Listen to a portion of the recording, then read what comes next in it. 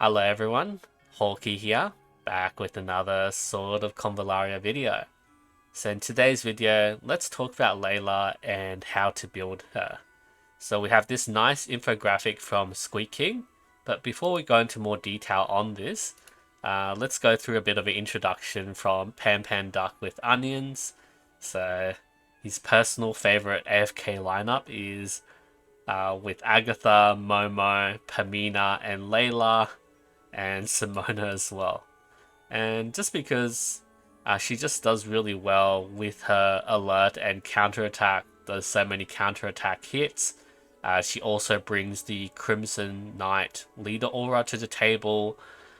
She does have the damage from the alert counterattack. She can pull teammates to group together. And number 4, she can clear the terrain.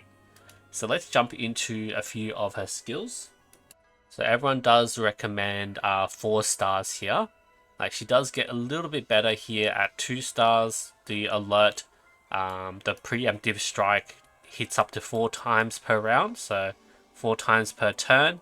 But it is here at 4 stars where preemptive does 60% compared to 40% damage. Essentially a 1.5 multiplier on her alert damage, and that's where she does shine there. So here, as a defender, has the block, and she can block magic attacks. Preemptively damage is really good. So attack before the target when attacked. Chance to kill them directly, put them at low health stage. And why isn't Chinese? Yeah, so each upgrade, so 3 stars can increase the priority range to 3 grids and alerts to 4. And 4 stars can maximize the damage range and the trigger number. And then 5 stars restore energy at the beginning, and yeah, the smoother activation of skills. So looking at the skills, we're choosing left side at the first stage, and also checking what Turpan says as well. Yeah, 3% health. Level 3 can group them up. What are we looking at for level 3 here?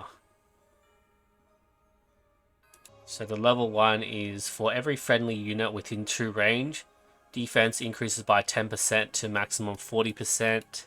Alright, pretty standard passive there. And they're saying that you can link this to the level 3 skill. We are all in this together. We've seen this play out in the event stages as well. So teleporting allies within 4 range, they gain the support defense, block enhancement, and in the same boat. Nice. So level 3 left is really key to group out all your units together. Everyone does recommend it.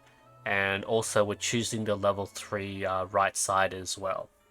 So level 3 right side is Sheltered Bay.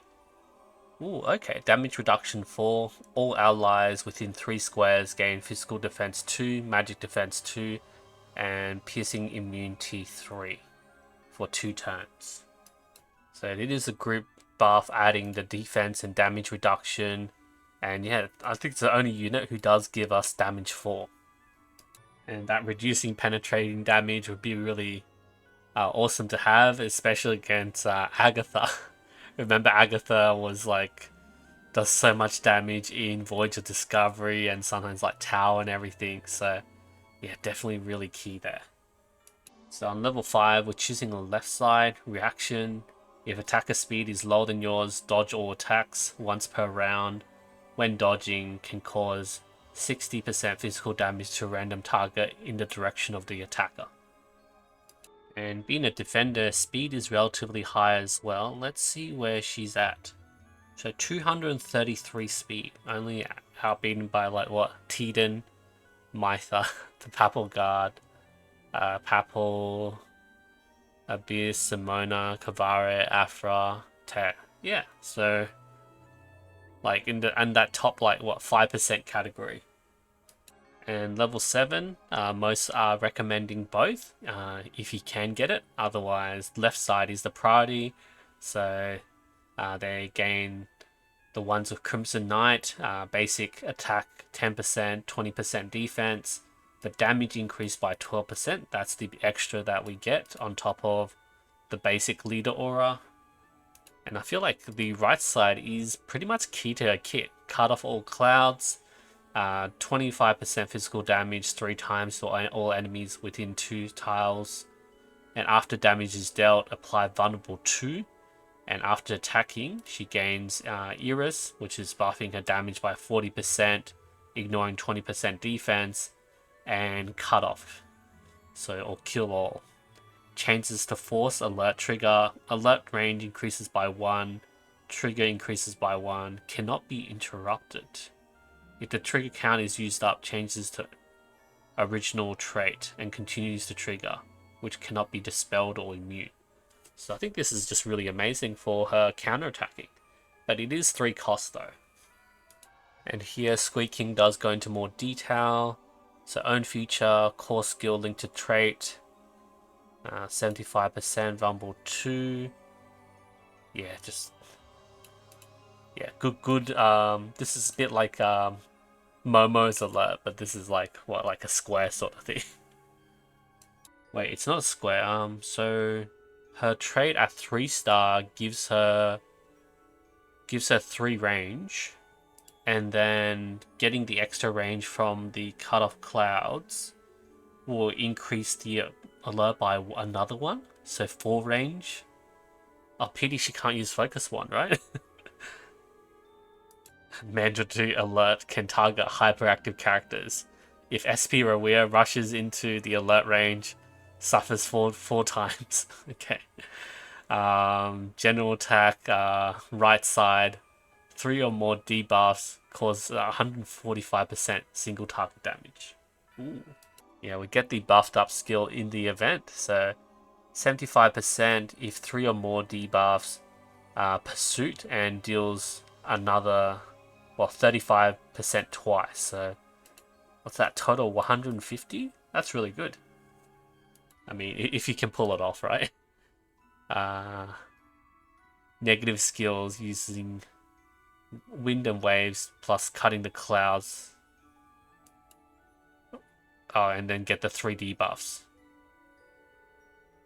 When dealing with Tower Conquest, PvP, recommend click right side. And the last one is a bit tricky, because the right side does buff up a lot. So this is her stack conversion skill. 40% of your magic defense is added to your physical attack. Health increased by 10%. And left side's quite neat as well. Battlefield Walk. Reduce damage by 15%. Immune to burns and skill interruptions. At the end of the action, clear the enemy's traps and special terrain effects within 2 tiles. So you just wipe the field essentially. Like, we probably don't really need it, but it's pretty cool to have. So back in like Towerversity, Pan Duck recommends 11th left side later on. Turpan just went straight for the left side. He did raise the right side, but he didn't recommend it. I think this right side is pretty much mandatory if you're going to play her to do any sort of damage. And recommended skill kit here is we got our attack, our reaction. That's the Crimson Knight aura. That is her AoE alert setup. That's her grouping together skill, and this is the magic defense to physical attack conversion. So either one of those, depending on what you're doing there. And then they're saying if there's other auras and she wants to play like full DPS, you can do the passive defense, the counter attack stance, which is that AoE setup, and also the conversion. So that's for like maximum output. And yeah, there's some defensive skills as well. And actually, Turpan does count this skill later in an output DPS setup. So yeah, many different builds there. And when we go back for weapons, Weapons, she does want to have either Newborn or the Cornucopia Dagger, because she does need a lot of energy to spam her skills. You've seen them, it's like 3 energy, 2 energy, just a lot. And it's not really going to change until you hit like 4-star or 5-star. Well, mainly 5-star because you get the extra energy. For trinkets, she does have quite a few. So you have the Hunter Instinct to get the extra alert, do more damage, fancy hat, Shield of Justice, and Evergreen Pendant. Can also consider like Mystery Guardian or the Crystal Burst Armor for defensive. So yeah, Hunter's Intuition for the alert damage, Fancy Hat for immunity and magic defense because of a conversion, High Star Shield of Justice. Remember, we have to keep that shield on, so once the shield's gone, she doesn't get that attack or defense.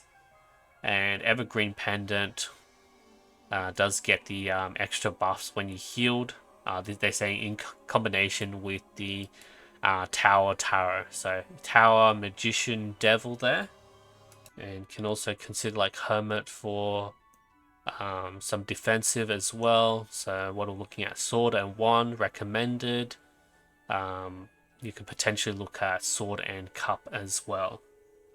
And for those that are asking, yeah, double wand works as well. This guy stacks so many debuffs. Yeah, from wand and wand.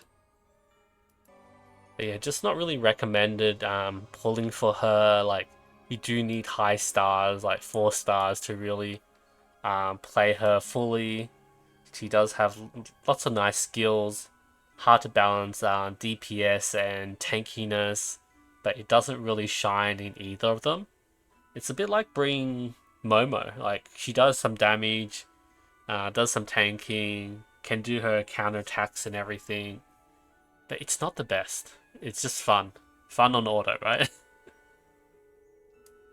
Anyway, I'm going to pull for her and play her on like a auto attack team when I get lazy.